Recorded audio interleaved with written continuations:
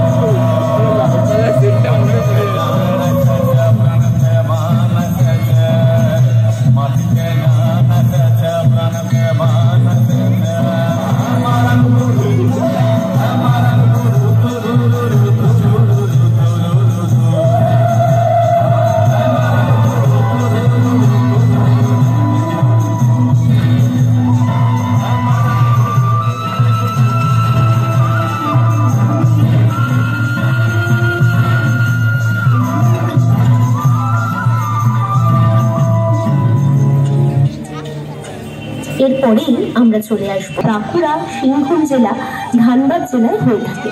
এই উৎসব 1 মাস ধরে পালিত হয়। প্রধানত কুমারী মেয়েরাই এই পূজার প্রধান ব্রতী ও উদ্যোগী হয়।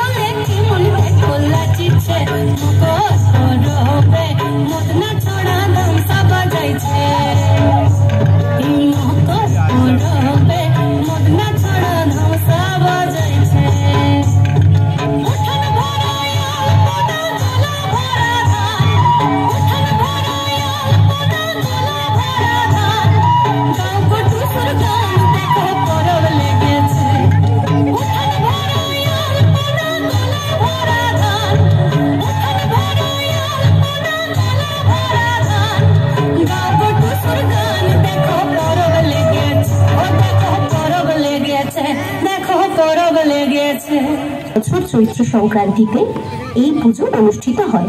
এই পুজো মূলত শিব ঠাকুরের আরাধনা করা হয়। বিভিন্ন রকমের রীতিনীতি, আচার আচরণ ভক্তদের মধ্যে